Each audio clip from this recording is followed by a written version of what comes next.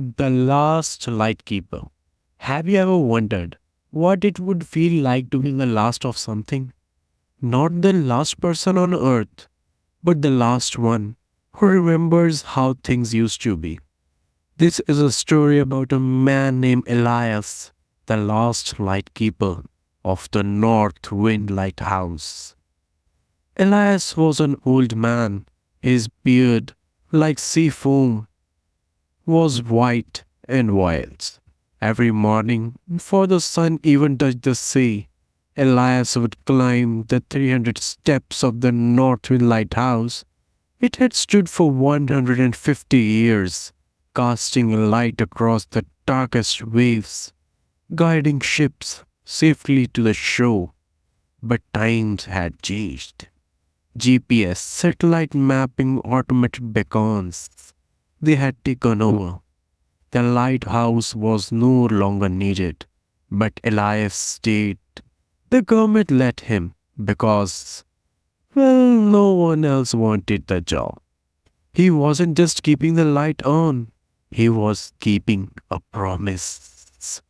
Years ago, Elias' son, Jonah, was a sailor, a dreamer. He loved the sea more than anything, except maybe his old man. One day, Jonah set sail for the Elias of Vera. Jonah set sail for the Isles of Vera, chasing legends of glowing blue waters. Before leaving, he hugged his father and said, "If I ever get lost there, just keep the light on. I will find my way home." But Jonah never came back. People said it was a storm. Some said pirates. Others believed he found the glowing waters and chose to stay. Elias didn't care what they said.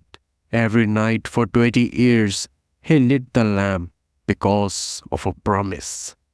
One night, a storm, unlike any other, rolled in, angry, roaring, and full of fury.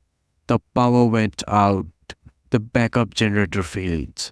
The lighthouse was dark for the first time in over a century. Elias, breathless and shaking, climbed those 300 steps from with a single oil lantern in hand. Rain slashed through the windows. The sea screamed. As he reached the top and opened the lantern room, he paused. Was it foolish? Was it time to let go? Then, through the wind, he saw it. A flicker. Far on the horizon, a ship.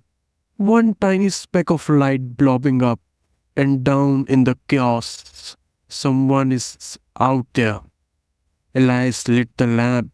It sputtered, then caught flame. A beam of golden light shot through the storm, piercing the night like a sword through shadow.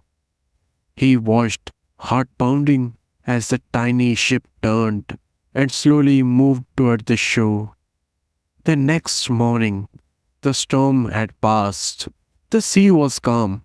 There was no ship on the shore, no footprints, no sail in sight, just a small sealed bottle on the sand, resting against a rock.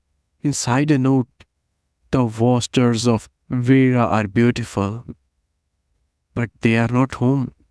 Thank you for keeping the light on. Jonah." Yours, Jonah. Elias smiled, the first real smile in years. He wasn't the last lightkeeper anymore because someone remembered, someone returned. And from that day on, whenever someone asked why the Northwind Lighthouse still burned every night, they had to hear the tale of Elias and the sun who followed the light home.